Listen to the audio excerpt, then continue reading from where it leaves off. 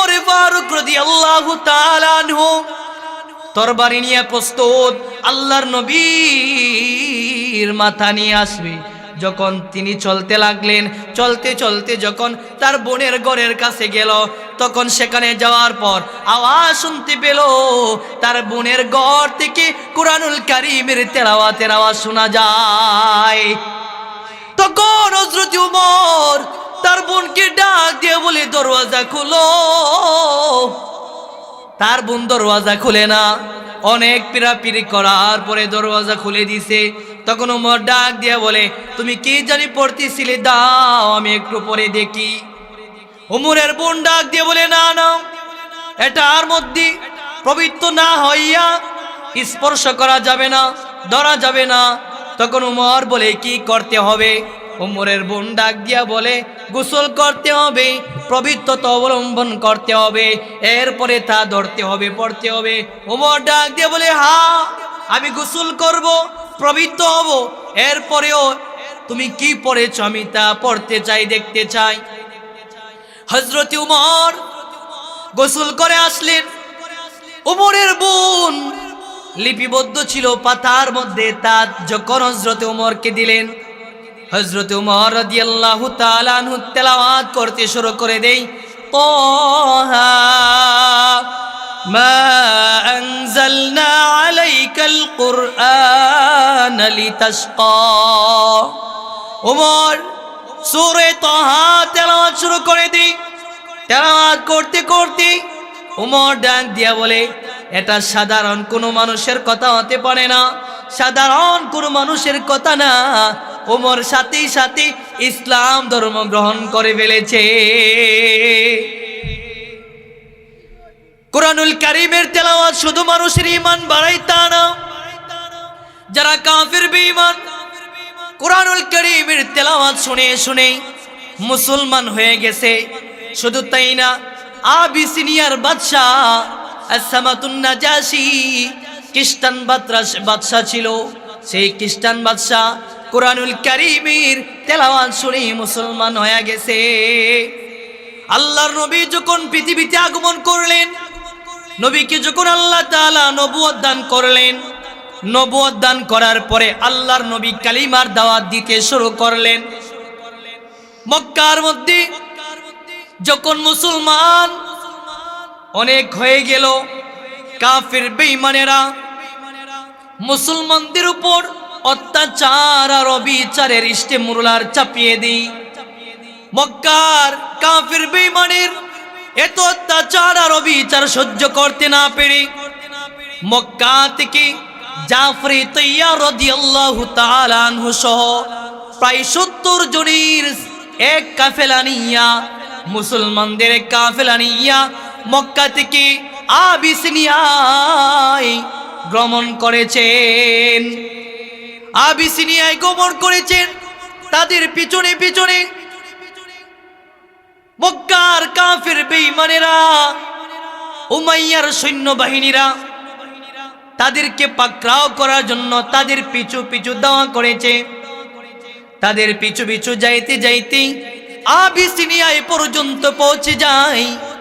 আবিসিনিয়ায় পৌঁছে যাইয়া আসসামাতুন নাজাশী বাদশাকে ডাক দিয়া বলে, ও বাদশা, তোমার এই আবিসিনিয়ার মধ্যে আমাদের মক্কা থেকে জঙ্গি গোষ্ঠী এসেছে, তাদেরকে আমাদের কাছে ফিরাইয়া দাও। আর যদি ফিরাইয়া না দাও তাহলে আমরা ওই যে সিরিয়ার পথ, যে পথ দিয়ে তোমরা ব্যবসা করার জন্য যাও, সেই পথ বন্ধ করে দিব, তোমাদের ব্যবসা বন্ধ করে দিব।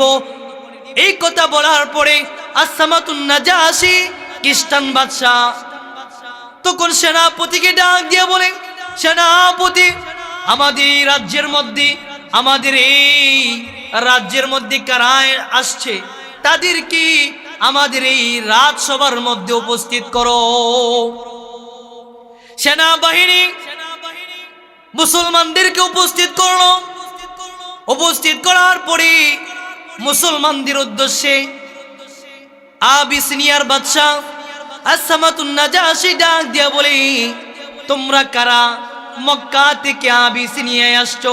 তো আল্লাহ রাব্বুল আলামিন আমার তেলাওয়াতকৃত আয়াতের মধ্যে সেই সকল যারা মুমিন, মুমিনের মধ্যে কি কি গুণ থাকতে হবে, কি কি কোয়ালিটি থাকতে হবে, আল্লাহ তাআলা সেই বর্ণনা দিতেছেন। আল্লাহ রাব্বুল আলামিন বলেন, ইন্নামাল মুমিনুনা আল্লাযীনা ইযা যুকিরাল্লাহ ওয়াজিলাত কুলুবুহুম। আল্লাহ তাআলা বলেন, আমার যে সকল বান্দারা নিজেদেরকে মুমিন দাবি করে, সেই সকল লোকদের মধ্যে যেন 5টা গুণ থাকে। এর মধ্য থেকে 1 নাম্বার গুণ হলো ইযা যুকিরাল্লাহ, যখন ওই তাদের সামনে আল্লাহ তাআলার স্মরণ করা হবে, আল্লাহ তাআলার জিকির করা হবে, ওয়াজিলাত কুলুবুহুম, তাদের অন্তর আল্লাহ তাআলার ভয়ে, আল্লাহ তাআলার মহাব্বতে তাদের অন্তর থরথর করে কাঁপতে থাকবে। যারা নিজেদেরকে মুমিন দাবি করে, তাদের মধ্যে 1 নাম্বার যে গুণ থাকতে হবে, সেই গুণ হলো মুমিনের সামনে যখন ওই আল্লাহ তাআলার কোরআনুল কারীমের, আল্লাহ তাআলার জিকির যখন ওই করা হবে, ওয়াজিলাত কুলুবুহুম, তাদের অন্তর তরতর করে কাঁপতে থাকবে, কাঁপতে থাকবে। এই আয়াত দ্বারা বোঝা যায়, যারা মুমিন হবে, যারা নিজেদেরকে প্রকৃত মুমিন দাবি করে, সেই সকল লোকদের মধ্যে যে গুণ থাকতে হবে, সেই গুণের মধ্য থেকে 1 নাম্বার গুণ হলো সেই সকল মুমিনেরা মাঝে মধ্যে আল্লাহ তাআলার জিকির করবে। কার জিকির করবে? সেই সকল মুমিনেরা মাঝে মধ্যে আল্লাহ তাআলার জিকির করবে। যখন ওই সময় পাবে, সুযোগ পাবে, আল্লাহ তাআলার জিকির করবে। আমাদের কতই না দুর্ভাগা, আমরা কতই না হতভাগা, আমাদের জীবনটা চলে যায়, মাস যায়, সপ্তাহ যায়, বছর যায়, কিন্তু আল্লাহ তাআলাকে ডাকার মতো একটা সুযোগ করে একটা সময়ও বের করতে পারি না। মাস চলে যায়, আল্লাহ তাআলাকে ডাকি না, বছর চলে যায়, আল্লাহ তাআলাকে ডাকি না, ডাকি না। অথচ আল্লাহ তাআলা বলে দিয়েছেন, যে সকল লোকেরা নিজেদেরকে মুমিন দাবি করবে, সেই সকল লোকদের 1 নাম্বার গুণ হলো তারা মাঝে মধ্যে যখন ওই সময় পাবে আল্লাহ তাআলার মহাব্বতে জিকির করবে। আল্লাহ তাআলার জিকির করবে মাঝে মধ্যে। আমরা কি জিকির করব? আর জিকিরের ফজিলত কি? হযরত মুআয ইবনে জাবাল রাদিয়াল্লাহু তাআলা আনহু থেকে বর্ণিত, তিনি বলেন, একজন গ্রাম্য লোক নবীর কাছে আসছে। আল্লাহর নবীর কাছে আয়েশা নবীকে বলেন, ইয়া রাসূলুল্লাহ, ইয়া হাবিবাল্লাহ, ইন্না শারাইয়াল ইসলামি কদ কাসুরা। ওগো নবীজি, ইসলামের বিধি বিধান অনেক বেশি, আমি সবগুলার উপরে আমল করতে পারি না, মনেও রাখতে পারি না। নবীজি, আপনি আমাকে এমন একটা আমল শিক্ষা দিয়া দেন, যে আমলটা আমি করতে পারবো, আর যে আমল আমাকে আল্লাহর তৈরি জান্নাতে প্রবেশ করায়া দিবে। আল্লাহর নবীকে যখন এই কথা বললেন, নবী আপনি দেখে শুনে আমাকে ছোট্ট একটা আমল দেন। ওই ব্যক্তিজি নবীকে প্রশ্ন করছে, এই প্রশ্নটা কি ছোট প্রশ্ন নাকি অনেক বড় প্রশ্ন? অনেক বড় একটা প্রশ্ন। ছোট্ট আমল দেন, যে আমল করে করে আমি জান্নাতে যাইতে পারবো। তখন নবী সেই ব্যক্তিকে, গ্রাম্য লোককে বলে দিলেন, এই তুমি তোমার জবানকে আল্লাহ তাআলার জিকির থেকে গাফিল করবে না, তুমি সর্বদা আল্লাহ তাআলার জিকির করবে। সর্বদা আল্লাহ তাআলার জিকির করবে, যখন ওই সময় পাবে আল্লাহ তাআলার জিকির করবে, আর সেই জিকির তোমাকে আল্লাহর তৈরি জান্নাতে প্রবেশ করায়া দিবে।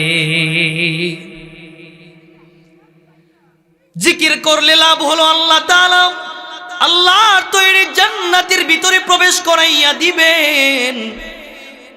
আর আমরা কোন জিকির করব, কি জিকির করব? জিকিরের তো অভাব নাই। এমনও কিছু জিকির আছে যেই জিকির করলে লুঙ্গি জাগাত থাকে না, ঠিক কিনা? এমনও কিছু জিকির আছে যেই জিকিরগুলো পূজার মধ্যে জিকির চালায়া দেয়। এমনও কিছু জিকির আছে যেই জিকিরগুলা বিবাহের মধ্যে যখন গান বাজাই, বক্সের মধ্যে বাজায়, আছে না নাই? ভাইয়েরা আবার এখন আমরা কি জিকির করব? আল্লাহর নবী সরকারে দো আলম নবী মসজিদে নববীর মধ্যে সাহাবায়ে কেরামদেরকে বলেন, ও আমার সাহাবীরা, কাপড়ের মধ্যে যেমন ভাবে ময়লা হয়ে যায় তেমনি ভাবে মানুষের অন্তরের মধ্যেও ময়লা লেগে যায়। আল্লাহর নবী বিশ্বনবী রাহমাতুল লিল আলামিন এই কথা বলার পরে সাহাবীরা নবীকে বললেন, ওগো নবীজি, কাপড়ের মধ্যে যদি ময়লা লেগে যায়, সেই ময়লা আমরা সেই কাপড়কে আমরা যখন সাবান দিয়া ধৌত করি, সেই কাপড় পরিষ্কার পরিচ্ছন্ন হয়ে যায়। নবী গো, আপনি বলেন অন্তরের মধ্যে যে ময়লা আছে সেই ময়লা কিভাবে পরিষ্কার করা যায়? আল্লাহর নবী সরকারে দো আলম নবী সাহাবায়ে কেরামকে বলেন, সাহাবীরা আমার, অন্তরের মধ্যে যে ময়লা আছে সেই ময়লা কিভাবে পরিষ্কার করবা? কাপড় একদিন, 2 দিন, 3 দিন যখন পরিধান করে আস্তে আস্তে কাপড়গুলা ময়লা যুক্ত হয়ে যায়। সেই কাপড় যদি সাবান দিয়া ধৌত করে সেই কাপড় পরিষ্কার পরিচ্ছন্ন হয়ে যায়। ও আমার সাহাবীরা, মানুষের অন্তরের মধ্যে যে ময়লা আছে সেই ময়লাগুলা কিভাবে পরিষ্কার করবে? সেই ময়লাগুলা যদি পরিষ্কার করতে চাই, সেই ময়লা পরিষ্কার 1 নম্বর ঔষধ হলো লা ইলাহা ইল্লাল্লাহ, লা ইলাহা ইল্লাল্লাহ, লা ইলাহা ইল্লাল্লাহ, লা ইলাহা ইল্লাল্লাহ, লা ইলাহা ইল্লাল্লাহ। तेरे सिवा मौजूद हकीकी कोई नहीं है, कोई नहीं। तेरे सिवा महबूब हकीकी कोई नहीं है, कोई नहीं। यादों में तेरे सबको बुला दो, यादों में तेरे सबको बुला दो, कोई ना मुझको याद रहे। सब खुशियों को आग लगा दो, खाने दिल आबाद रहे। अब तो रहे बस तादम आखिर, अब तो रहे बस तादम आखिर। विर्द जुबा आई मेरे इला, ला इलाहा इल्लल्लाह, ला इलाहा इल्लल्लाह, ला इलाहा इल्लल्लाह, ला इलाहा ইল্লাল্লাহ। তাহলে কিসের জিকির করতে হবে? লা ইলাহা ইল্লাল্লাহ। এই জিকির কি করতে হবে? বেশি বেশি করতে হবে। যত বেশি জিকির করবেন, অন্তরের যে ময়লা আছে আল্লাহ তাআলা কি করবেন? দূর করে দিবেন, অন্তরকে পরিষ্কার পরিচ্ছন্ন করে দিবেন। এখন আমরা আরো একটা আমলের কথা জানবো। عن أبي هريرة رضي الله تعالى عنه قال قال رسول الله صلى الله عليه وسلم من قال سبحان الله وبحمده حطت خطاياه وإن كان مثل جبل البحر আল্লাহর নবী বলেন, হযরত আবু হুরায়রা রাদিয়াল্লাহু তাআলা আনহু থেকে বর্ণিত, নবীজি বলেন, যে ব্যক্তি প্রতিদিন সুবহানাল্লাহি ওয়া বিহামদি 100 বার পড়বে, ফি ইয়াউমিন মিআতা মাররা, যে ব্যক্তি প্রতিদিন 100 বার সুবহানাল্লাহি ওয়া বিহামদি পড়বে, আল্লাহর নবী বলেন আল্লাহ তাআলা সেই ব্যক্তির গুনাহগুলো মোচন করে দিবেন। শুধু তাই না, যদি সেই ব্যক্তির গুনাহগুলা সমুদ্রের ফেনা পরিমাণ হয়, আল্লাহ তাআলা তার গুনাহগুলা ক্ষমা করে দিবেন। কি করলে? কি আমল করলে? সুবহানাল্লাহি ওয়া বিহামদি কয়বার? 100 বার। প্রতিদিন যদি 100 বার সুবহানাল্লাহি ওয়া বিহামদি পড়ে, আল্লাহ তাআলা কি করবেন? গুনাহগুলা ক্ষমা করে দিবেন। আল্লাহ তাআলা বলেন, ফাযকুরুনি আযকুরুকুম, বান্দা যদি আমি আল্লাহ তাআলাকে স্মরণ করো, আমি আল্লাহ তাআলাকে যদি আল্লাহ আল্লাহ আল্লাহ বলে বলে ডাক দেও, আমি আল্লাহ আযকুরুকুম, তোমাদেরকে বান্দা বান্দা বান্দা বলে বলে ডাকি। যদি আল্লাহকে আল্লাহ বলে ডাক দেন, আল্লাহ বান্দাকে বান্দা বান্দা বলে বলে ডাক দেয়। এটা হলো যারা মুমিন। মুমিনের 1 নম্বর গুণ কি বলেছিলাম? মুমিন যখনই সুযোগ পাবে আল্লাহ তাআলার জিকির করবে। কি করবে? আল্লাহ তাআলার জিকির করবে। যখনই মুমিন বান্দা সুযোগ পাবে আল্লাহ তাআলার জিকির করবে। এটা হলো যারা মুমিন, প্রকৃত মুমিন। প্রকৃত মুমিনের 1 নাম্বার গুণ। কয় নাম্বার গুণ? আরো জোরে বলেন, কয় নাম্বার? 1 নাম্বার গুণ শিখতে হবে। মুমিনের কয় নাম্বার গুণ এটা? 1 নাম্বার গুণ কি? জিকির। আরো জোরে বলেন কি? মুমিনের 1 নাম্বার গুণ হলো জিকির। যখন ওই মুমিন সুযোগ পাবে মাঝে মধ্যে কি করবে? আল্লাহ তাআলার জিকির করবে। এবার আসুন আমরা 2য় নাম্বার গুণ কি জানি। وَإِذَا تُلِيَتْ عَلَيْهِمْ آيَاتُهُ زَادَتْهُمْ إِيمَانًا। আল্লাহ তাআলা বলেন, যে সকল লোকেরা নিজেদেরকে মুমিন দাবি করে, প্রকৃত মুমিন দাবি করে, সেই সকল লোকদের 2 নাম্বার গুণ হলো ইযা তুলিয়াত আলাইহিম আয়াতুহু যাদাতহুম ঈমানা। যখন ওই মুমিন বান্দার সামনে আল্লাহ তাআলার কুরআনুল কারীমের তেলাওয়াত করা হবে, যখন ওই মুমিন বান্দার সামনে আল্লাহ তাআলার কুরআনুল কারীমের তেলাওয়াত করবে, যাদাতহুম ঈমানা, মুমিন বান্দার ঈমান বেড়ে যাবে। কি বেড়ে যাবে? ঈমান বেড়ে যাবে।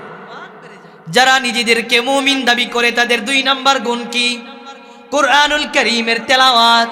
যারা নিজেদেরকে মুমিন দাবি করে তারা মাঝে মধ্যে আল্লাহ তাআলার কালাম কুরআন কালামুল্লাহ শরীফ কি যখনই সুযোগ পাবে মাঝে মধ্যে তেলাওয়াত করবে। আমরা তো আল্লাহ তাআলার এমন বান্দা হয়েছি যারা রমজান মাস আসলে কুরআনুল কারীমের তেলাওয়াত করি। যখন রমজান মাস চলে যায়, এই যে কুরআনুল কারীম ঘরের তাকের মধ্যে রেখে দেই, আবার যখন রমজান মাস আসি তারপরে কুরআনুল কারীমকে আবার নামায় আনি। ঠিক কিনা? যারা মুমিন নিজেকে ইমানদার দাবি করে তারা মাঝে মধ্যে কি করবে? কুরআনুল কারীমের তেলাওয়াত করবে, তেলাওয়াত। আর যখন ওই মুমিন বান্দাদের সামনে কুরআনুল কারীমের তেলাওয়াত করা হবে তাদের ঈমান বেড়ে যাবে, ঈমান বেড়ে যাবে। যারা মুমিন বান্দা তারা যখনই শুনবে মাইকের মধ্যে কুরআনুল কারীমের তেলাওয়াত, কুরআনুল কারীমের তাফসীর শুনবে, তখন ওই তারা কুরআনুল কারীমের তাফসীর শোনার জন্য, কুরআনুল কারীমের তেলাওয়াত শোনার জন্য মাহফিলে চলে আসবে। যারা মুমিন দাবি করে তারা মাহফিলে চলে আসবে কুরআনের তেলাওয়াত শোনার জন্য, কারণ তাদের অন্তরের মধ্যে কি হয়? ঈমান বৃদ্ধি পায়। আর যে সকল লোকেরা কুরআনুল কারীমের তেলাওয়াত শোনার পরেও ঈমান বাড়ে না, মজা লাগে না, বুঝতে হবে সেই ব্যক্তি কাটি মুমিন হতে পারে নাই। ঠিক কি না? জোরে বলেন ঠিক কি না? যারা কুরআনুল কারীমের তেলাওয়াত শোনার পরেও ঈমান বাড়ে না, মজা লাগে না, ভালো লাগে না, তারা প্রকৃত মুমিন হতে পারে না। যারা মুমিন, মুমিনের 2 নাম্বার গুণ কি? তেলাওয়াত। 2 নাম্বার গুণ তেলাওয়াত শিখতে হবে, কিছু নিয়ে যেতে হবে। ঠিক কি না? মুমিনের 2 নাম্বার গুণ হলো যখন ওই মুমিন বান্দা সময় পাবে কুরআনুল কারীমের তেলাওয়াত করবে। কারীমের তেলাওয়াত করলে ঈমান বৃদ্ধি পাবে। কি হবে? ঈমান বৃদ্ধি পাবে। শুধু তাই না,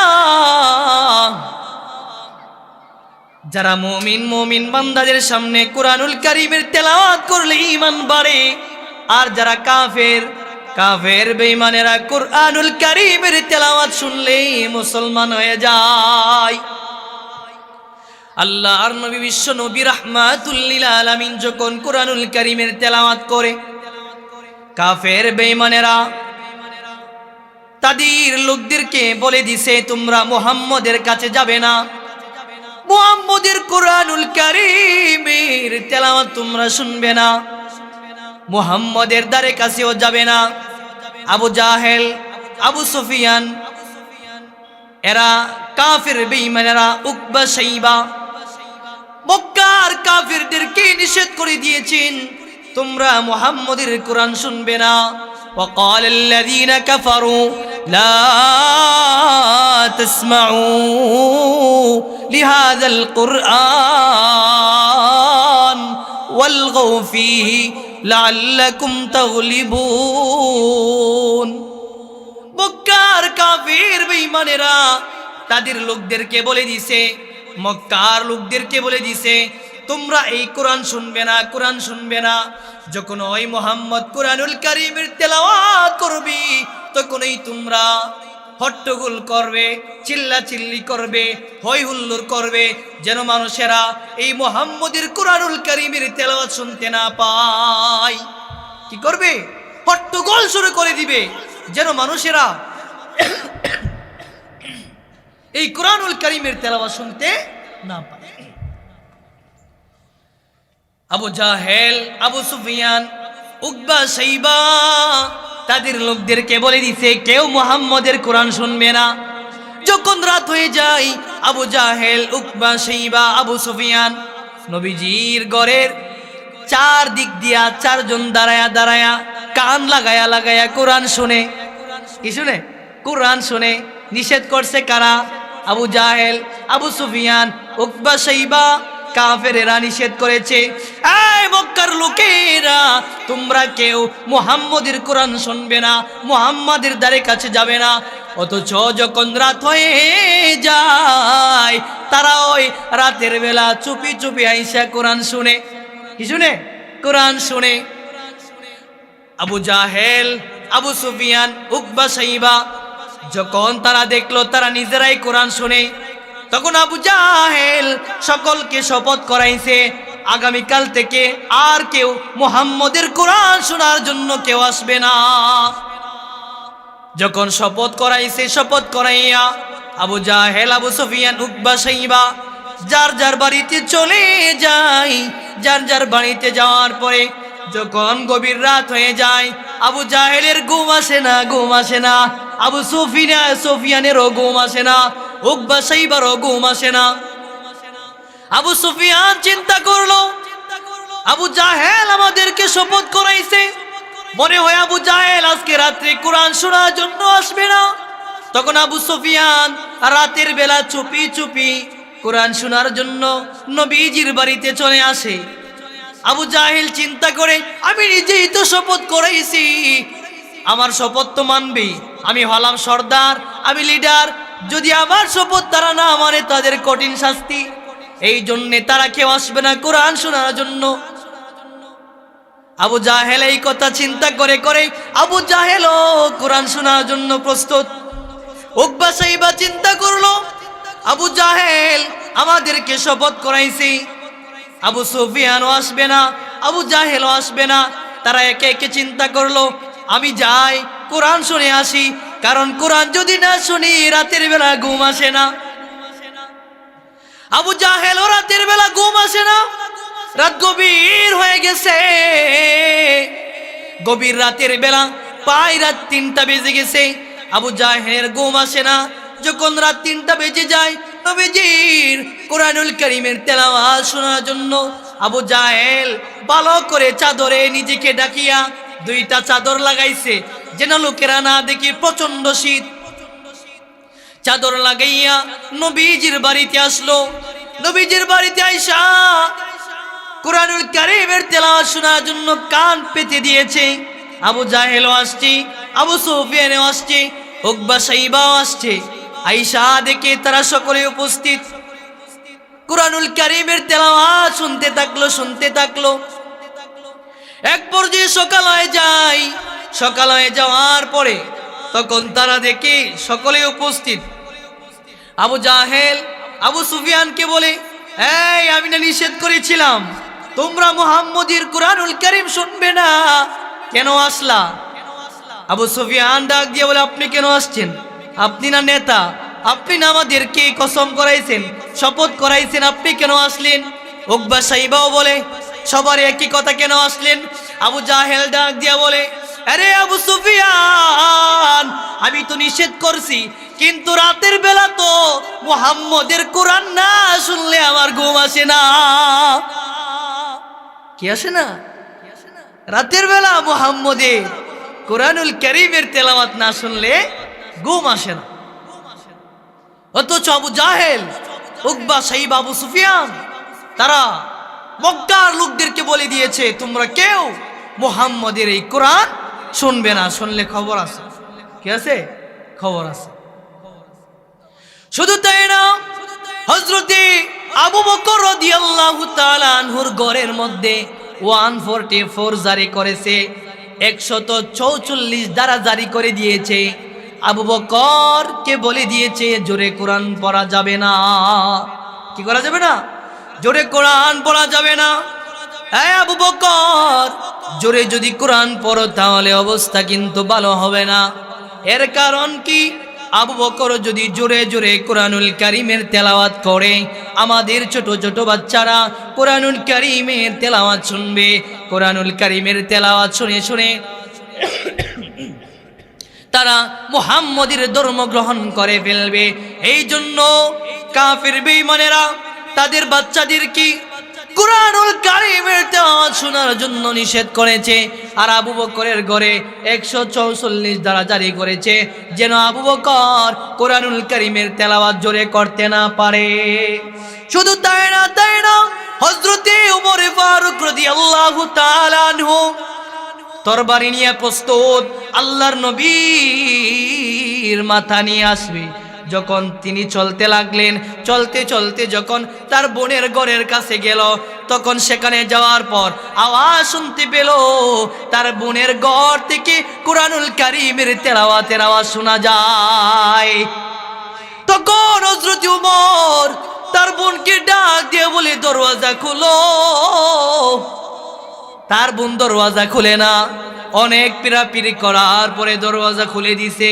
তখন ওমর ডাক দিয়ে বলে, তুমি কি জানি পড়তেছিলে, দাও আমি একটু পরে দেখি। ওমরের বোন ডাক দিয়ে বলে, না না, এটার মধ্যে পবিত্র না হইয়া স্পর্শ করা যাবে না, ধরা যাবে না। তখন ওমর বলে, কি করতে হবে? ওমরের বোন ডাক দিয়া বলে, গোসল করতে হবে, পবিত্রতা অবলম্বন করতে হবে, এরপরে তা ধরতে হবে, পড়তে হবে। ওমর ডাক দিয়ে বলে, হ্যাঁ আমি গোসল করব, পবিত্র হব, এরপরেও তুমি কি পড়েছ আমি তা পড়তে চাই, দেখতে চাই। হযরত ওমর গোসল করে আসলেন। ওমরের বোন লিপিবদ্ধ ছিল পাতার মধ্যে। তা যখন হযরত ওমরকে দিলেন, হযরত ওমর রাদিয়াল্লাহু তাআলা আনহু তেলাওয়াত করতে শুরু করে দেই, তাহা মা আনজালনা আলাইকাল কুরআন লিতাশকা। ওমর সূরা তাহা তেলাওয়াত শুরু করে দেই। তেলাওয়াত করতে করতে ওমর ডাক দিয়া বলে, এটা সাধারণ কোনো মানুষের কথা হতে পারে না, সাধারণ কোনো মানুষের কথা না। ওমর সাথে সাথে ইসলাম ধর্ম গ্রহণ করে ফেলেছে। কুরআনুল কারীমের তেলাওয়াত শুধু মানুষের ঈমান বাড়ায় তা না, যারা কাফির বেঈমান কুরআনুল কারীমের তেলাওয়াত শুনে শুনে মুসলমান হয়ে গেছে। শুধু তাই না, আবিসিনিয়ার বাদশা আসসামাতুন নাজাশী খ্রিস্টান বাদশা ছিল। সেই খ্রিস্টান বাদশা কুরআনুল কারীমের তেলাওয়াত শুনে মুসলমান হয়ে গেছে। আল্লাহর নবী যখন পৃথিবীতে আগমন করলেন, নবীকে যখন আল্লাহ তাআলা নবুয়ত দান করলেন, নবুয়ত দান করার পরে আল্লাহর নবী কালিমার দাওয়াত দিতে শুরু করলেন। মক্কার মধ্যে যখন মুসলমান অনেক হয়ে গেল, কাফির বেঈমানেরা মুসলমানদের উপর অত্যাচার আর অবিচারের ইস্তেমরুলার চাপিয়ে দেই। মক্কার কাফির বেঈমানের এত অত্যাচার আর অবিচার সহ্য করতে না পেরে মক্কা থেকে জাফর তাইয়ার রাদিয়াল্লাহু তাআলা আনহু সহ প্রায় 70 জনের এক কাফেলা নিয়া, মুসলমানদের এক কাফেলা নিয়া মক্কা থেকে আবিসিনিয়ায় গমন করেছেন। আবিসিনিয়ায় গমন করেছেন। তাদের পিছনে পিছনে মক্কার কাফির বেঈমানেরা, উমাইয়ার সৈন্যবাহিনীরা তাদেরকে পাকড়াও করার জন্য তাদের পিছু পিছু দাওয়া করেছে। তাদের পিছু পিছু যাইতে যাইতে আবিসিনিয়ায় পর্যন্ত পৌঁছে যায়। আবিসিনিয়ায় পৌঁছে যাইয়া আসসামাতুন নাজাশী বাদশাকে ডাক দিয়া বলে, ও বাদশা, তোমার এই আবিসিনিয়ার মধ্যে আমাদের মক্কা থেকে জঙ্গি গোষ্ঠী এসেছে, তাদেরকে আমাদের কাছে ফিরাইয়া দাও। আর যদি ফিরাইয়া না দাও তাহলে আমরা ওই যে সিরিয়ার পথ, যে পথ দিয়ে তোমরা ব্যবসা করার জন্য যাও, সেই পথ বন্ধ করে দিব, তোমাদের ব্যবসা বন্ধ করে দিব। এই কথা বলার পরে আসসামাতুন নাজাশী খ্রিস্টান বাদশা তখন সেনাপতিকে ডাক দিয়ে বলে, সেনাপতি, আমাদের রাজ্যের মধ্যে, আমাদের এই রাজ্যের মধ্যে কারা আসছে তাদেরকে আমাদের এই রাজসভার মধ্যে উপস্থিত করো। সেনাবাহিনী মুসলমানদেরকে উপস্থিত করলো। উপস্থিত করার পরে মুসলমানদের উদ্দেশ্যে আবিসিনিয়ার বাদশা আসসামাতুন নাজাশী ডাক দিয়া বলে, তোমরা কারা? মক্কা থেকে আবিসিনিয়ায় আসছো, তোমরা তোমাদের দেশে চলে যাও, কারণ তোমাদেরকে ফিরাইয়া নেওয়ার জন্য উমাইয়ার সৈন্যবাহিনীরা আসছে। তারা বলেছে তাদের দেশ থেকে নাকি জঙ্গি গোষ্ঠী আমাদের এই আবিসিনিয়ার মধ্যে আসছে। কে আসছে? জঙ্গি গোষ্ঠী। কে বলেছে? জঙ্গি গোষ্ঠী। এই জঙ্গি কি শুধু বাংলাদেশে নাকি আগের জমানা থেকে ছিল? নবীজির জমানা থেকে ছিল। আবু জাহেল, উকবা, সাইবা, উমাইয়ার সৈন্যবাহিনীরা, মক্কার কাফির বেঈমানেরা মুসলমানদেরকে জঙ্গি বলে সেই সময় নবী সহ মুসলমানদেরকে পৃথিবী থেকে নিশ্চিহ্ন করতে চেয়েছিল, কিন্তু করতে পারে নাই।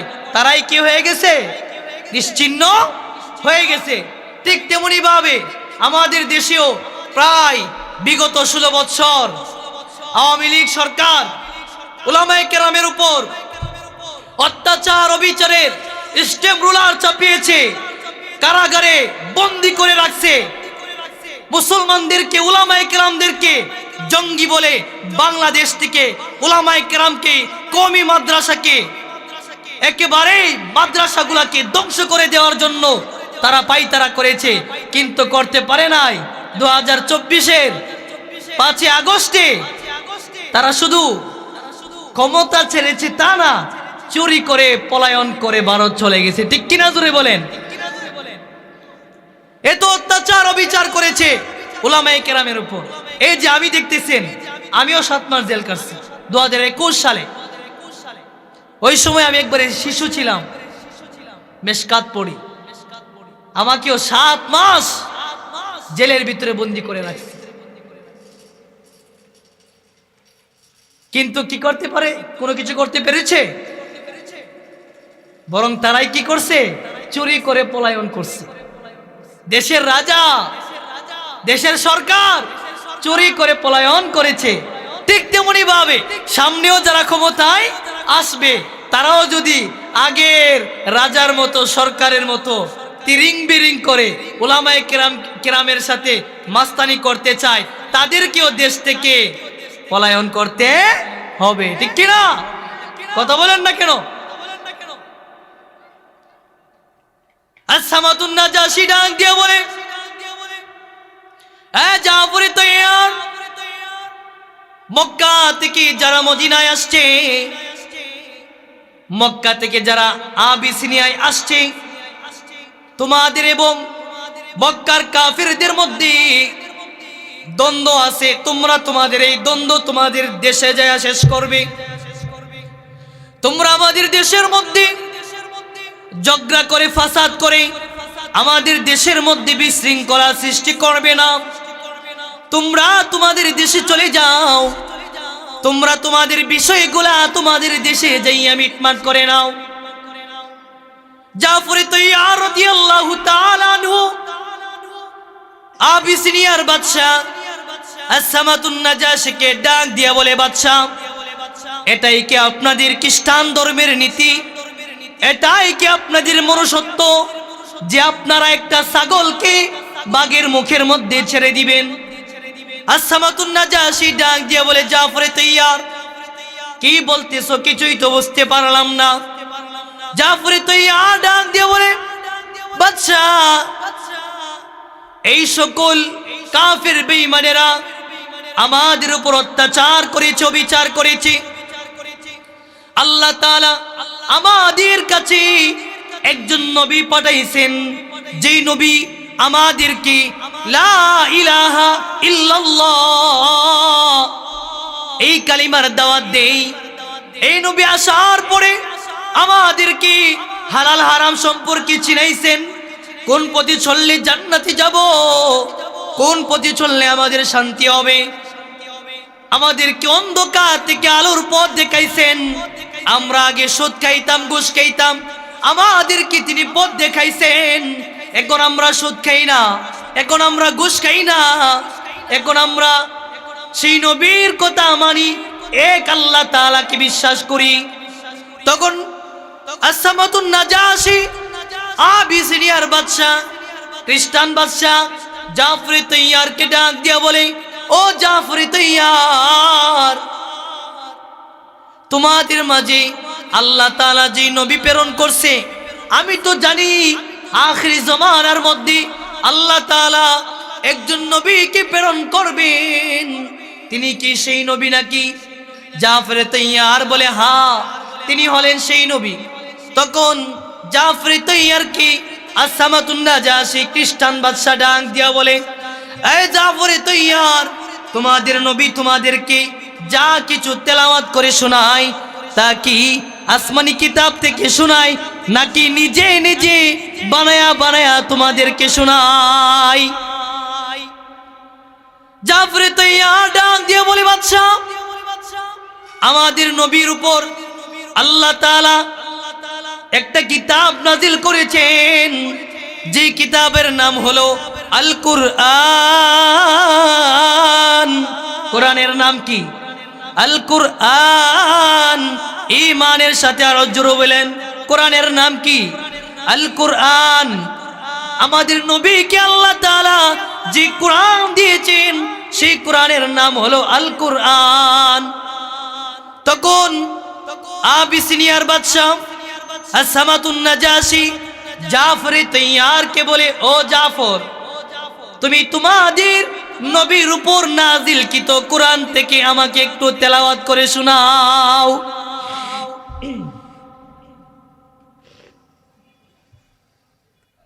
জাফর তৈয়ারকে যখন এই কথা বলল, তোমাদের কোরআন থেকে আমাদেরকে একটু তেলাওয়াত করে শোনাও, তখন হযরতে জাফর তৈয়ার রাদিয়াল্লাহু তাআলা আনহু পবিত্র কুরআনুল কারীমের সূরা মারইয়াম থেকে তেলাওয়াত করতে শুরু করে দেন। বিসমিল্লাহির রহমানির রহিম। কাফ হা ইয়া আইন সাদ। ذكر رحمة ربك عبده زكريا إذ نادى ربه نداء خفيا قال رب إني وهن العزم مني واشتعل الرأس شيبا ولم أكن بدعائك رب شقيا وإني خفت الموالي من ورائي وكانت امرأتي عاقرا وقد بلغت من الكبر عتيا وإني خفت الموالي من ورائي وكانت امرأتي عاقرا فهب لي من لدنك وليا। এরকম ভাবে তেলাওয়াত করতে করতে যখন যালিকা ঈসা ইবনে মারইয়াম এই পর্যন্ত যখন পৌঁছে যায়, আসসামাতুন নাজাশি ডাক দিয়ে বলে, ও জাফর তৈয়ার, তুমি যে কুরআনুল কারীম তেলাওয়াত করেছো সেই কুরআনুল কারীমের মধ্যে তো আমাদের নবী ঈসার কথা আছে। কার কথা আছে? আমাদের নবী ঈসার কথা আছে। আসসামাতুন নাজাশি কুরআনুল কারীমের তেলাওয়াত শুনে তার চোখ বেয়ে বেয়ে পানি দাঁড়ি পর্যন্ত ভিজে যায়। আসসামাতুন নাজাশির যেই সকল মন্ত্রীরা ছিল তাদের চোখ দিয়ে বেয়ে বেয়ে পানি পড়তে থাকে, তাদের চোখ বেয়ে দাঁড়ি ভিজে যায়। তাদের সামনে যে কিতাব ছিল সেই কিতাব পর্যন্ত ভিজে যায়। আসসামাতুন নাজাশি বাদশা ডাক দিয়ে বলে, জাফর তৈয়ার, আমি এবং আমার এই মন্ত্রী সবার মধ্যে যেই সকল মন্ত্রীরা আছে সকলকে নিয়ে আমি একসাথে তোমাদের কালিমা পড়তে চাই, আমাকে তোমাদের কালিমা পড়াইয়া মুসলমান বানায়া দাও। তখন তিনি কালিমা পড়াইয়া মুসলমান বানায়া দিছেন। যারা কুরআনুল কারীম এর তেলাওয়াত শুনবে তাদের ঈমান বেড়ে যাবে, যারা কাফির তারা মুসলমান হয়ে যায় তেলাওয়াত শুনে। ভাইয়েরা আমার, আমি বলতেছিলাম যারা মুমিন, প্রকৃত মুমিন দাবি করে নিজেকে, সেই সকল লোকদের মধ্যে 5টা গুণ থাকতে হবে। কয়টা গুণ? 5টা গুণের মধ্যে 2টা গুণ গেছে। কয়টা গুণ গেছে? 1 নাম্বার কি? 1 নাম্বার হলো যখনই তাদের সামনে আল্লাহ তাআলার স্মরণ করা হবে তাদের অন্তর আল্লাহ তাআলার ভয়ে তরতর করে কাঁপতে থাকবে, ঠিক কিনা? আর সেই সকল মুমিনেরা যখনই সুযোগ পাবে আল্লাহ তাআলার জিকির করবে। কি করবে? আল্লাহ তাআলার জিকির করবে। 2 নাম্বার গুণ হলো যখনই তাদের সামনে কুরআনুল কারীমের তেলাওয়াত করা হবে তাদের ঈমান বেড়ে যাবে, ঠিক কিনা? এটা কয় নাম্বার গুণ? 2 নাম্বার। 3 নাম্বার গুণ হলো যারা নামাজ আদায় করে, আল্লাহ তাআলা বলেন মুমিনের 3 নাম্বার গুণ হলো যারা মুমিন নিজেদেরকে দাবি করে তারা আল্লাহ তাআলার কুদরতি কদমে সেজদা করবে, নামাজ কায়েম করবে। আল্লাযীনা ইউকিমুনাস সালাহ, নামাজ কায়েম করবে। এটা কয় নাম্বার গুণ? 3 নাম্বার গুণ। যারা মুমিন দাবি করে নিজেদেরকে তারা নামাজ আদায় করবে। আল্লাহ তাআলা মুসলমানদের উপর নামাজকে ফরজ করে দিয়েছেন। যারা নামাজ আদায় করে না বুঝে নিতে হবে সেই সকল লোকেরা মুমিন হতে পারে নাই, কাটি মুমিন হতে পারে নাই। আল্লাহ তাআলা বলেন ইন্নাস সালাতা কানাত আলাল মুমিনিনা কিতাবাম মাওকুতা, নিশ্চয়ই নামাজ মুমিনের জন্য নির্দিষ্ট সময়ে ফরজ করা হয়েছে। যদি কোনো ব্যক্তি বলে ফজরের নামাজ জোহরে পড়ব, জোহরের নামাজ আসরে পড়ব, আসরের নামাজ মাগরিবে পড়ব, মাগরিবের নামাজ এশায় পড়ব, এশার নামাজ ফজরে, তাহলে কি নামাজ হবে? আল্লাহ তাআলা নির্দিষ্ট সময়ে বান্দাদের উপরে নামাজ ফরজ করে দিয়েছেন। এই নির্দিষ্ট সময়ে নামাজ আদায় করতে হবে। নির্দিষ্ট সময় ছাড়া নামাজ আদায় করলে নামাজ হবে। নির্দিষ্ট সময় ছাড়া যদি কেউ নামাজ আদায় করে তার নামাজ হবে না। عن عبد الله بن مسعود رضي الله تعالى عنه قال سألت النبي صلى الله عليه وسلم أي العمل أحب إلى الله قال الصلاة على وقتها। আল্লাহর নবী বিশ্বনবী লিল আলামিনকে আব্দুল্লাহ ইবনে মাসউদ রাদিয়াল্লাহু তাআলা আনহু জিজ্ঞাসা করলেন, সালতুন নবিয়্যা সাল্লাল্লাহু আলাইহি ওয়াসাল্লাম, ওগো নবীজি আল্লাহ তাআলার কাছে সবচাইতে গুরুত্বপূর্ণ গ্রহণযোগ্য আমল কোনটা? আল্লাহর নবী বলেন আইয়ুল আমালি আহাব্বু ইলাল্লাহ ক্বালা সলাতু আলা ওয়াক্তিহা, সময় মতো নামাজ আদায় করা। কি করা? সময় মতো নামাজ আদায় করা। মুমিনের কয় নাম্বার গুণ? 3 নাম্বার গুণ। কয় নাম্বার?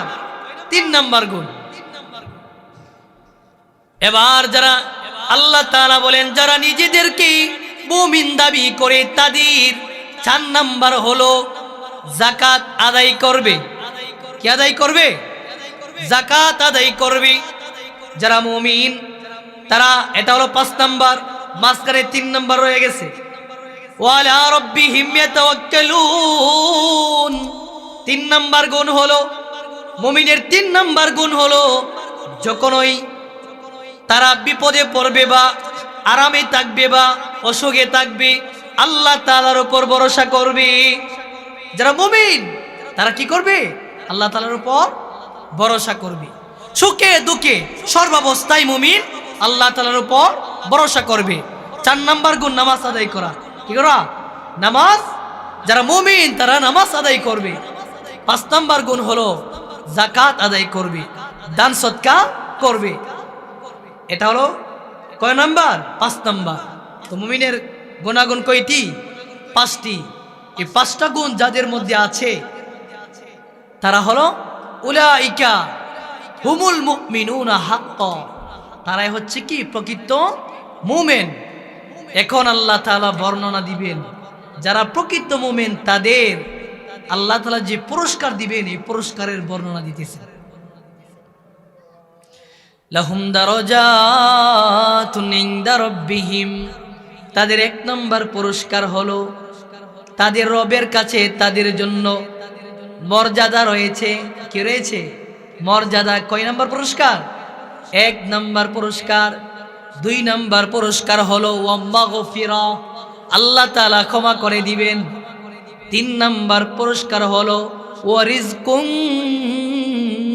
কারীম, আল্লাহ তাআলা সম্মানজনক রিজিক দান করবেন। কি দান করবেন? সম্মানজনক রিজিক। আচ্ছা ভাইরা, ওয়াজ থেকে কি শিখলাম? মুমিনের গুণ কয়টা? 5টা। 1 নম্বর কি? জিকির, 2 নাম্বার তেলাওয়াত, 3 নাম্বার ভরসা করবে কার উপর? আল্লাহ তাআলার উপর। 4 নাম্বার নামাজ পড়বে। 5 নাম্বার কি? যাকাত আদায় করবে, দান খায়রাত করবে। এ হচ্ছে কি মুমিনের 5টা গুণ। যে সকল লোকদের মধ্যে এই 5টা গুণ নাই, তারা কি মুমিন হতে পারছে? পারছে? তারা মুমিন হতে পারে নাই। যারা যারা আলোচনা শুনেছেন তারা একটু হিসাব করে দেখেন আমার মধ্যে কয়টা গুণ আছে আর কয়টা নাই। যদি হিসাব করেন, মিলায়ে দেখেন, তাহলে বুঝতে পারবেন কে কতটুক মুমিন হতে পারছেন আর কে কতটুক মুমিন হতে পারেন নাই।